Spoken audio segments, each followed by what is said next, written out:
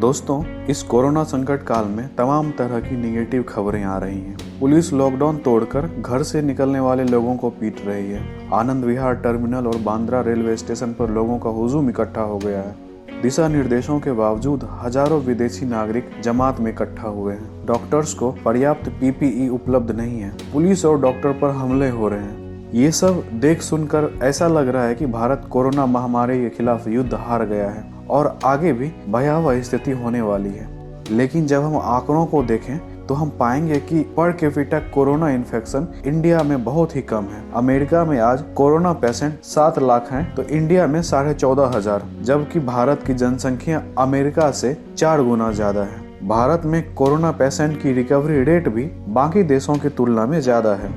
ये आंकड़ा देखकर लग रहा है कि भारत कोरोना के जंग को जीत रहा है। जनसंख्या के मामले में विश्व का दूसरे नंबर का देश भारत के साथ ऐसा क्या है जो कोरोना वैश्विक महामारी में इसका सपोर्ट कर रहा है। आइए दोस्तों, आज हम उन महत्वपूर्ण पहलुओं पर चर्चा करेंगे जिसके कारण कोरोना के खिलाफ ये जंग भारत जीत रहा है। सबसे पहला और महत्वपूर्ण कारण है शुरुआती दौर में देशव्यापी लॉकडाउन। दोस्तों, विश्व के कई देशों ने कोरोना के गंभीरता को नहीं समझा, जिसमें अमेरिका, इटली, स्पेन आदि शामिल हैं। वहीं भारत ने इसकी गंभीरता का सही आकलन करते हुए जनवरी में ही एयरपोर्ट पर कोरोना पेशेंट की स्क्रीनिंग चालू कर दी थी। WHO द्वारा कोरोना को वैश्विक महामारी यानी पेंडेमिक घोषित करने से पहले ही भारत ने ये चालू कर दिया था। 24 मार्च को 21 दिनों की देशव्यापी लॉकडाउन की घोषणा कर दी गई, जिसे बाद में बढ़ा भी दिया गया। इसमें सभी तरह के पब्लिक ट्रांसपोर्ट बंद हो गए और लोगों का घर से बाहर निकलने पर पाबंदी लगा दी गई।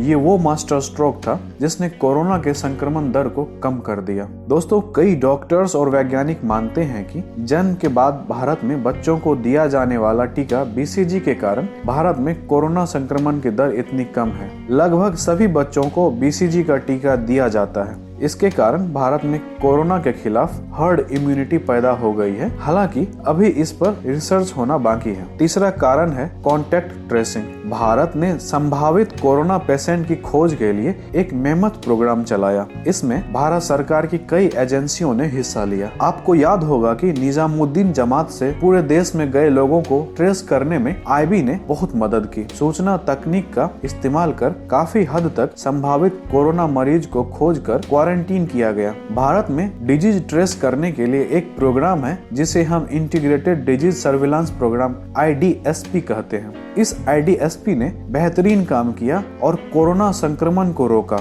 इसके साथ ही भारत सरकार ने आरोग्य सेतु ऐप लॉन्च किया। IT का इस्तेमाल कर इससे कोरोना को फैलने से रोका जा रहा है। अगला कारण है भारत का गर्म प्रदेश होना। आमतौर पर यह देखा गया है कि ठंडे देशों में कोरोना संक्रमण की दर ज्यादा होती है गर्म प्रदेशों की तुलना में। भारत में अभी गर्मी आ गई है और इस कारण कोरोना पेशेंट कम है यहाँ पर। भारत में मलेरिया एक समस्या है और एक न्यूज ये बताता है कि जिस देश में लोग मलेरिया के खिलाफ इम्यून है वहाँ कोरोना संक्रमण कम है। अफ्रीका और इंडिया में कोरोना संक्रमण के कम दर होने का एक कारण यह भी हो सकता है। दोनों ही जगह पर मलेरिया के प्रति लोग इम्यून हो गए हैं। और गौर करने वाली बात यह भी है कि अभी मलेरिया की दवाई हाइड्रोक्सीक्लोरोक्विन के द्वारा ही कोरोना पेशेंट का इलाज भी किया जा रहा है। इसके अलावा जहां विश्व के लगभग सभी देशों में बूढ़े बुजुर्ग लोगों की जनसंख्या ज्यादा है, वहीं भारत में युवाओं का प्रतिशत ज्यादा है। युवाओं में इम्यूनिटी ज्यादा होने के कारण भी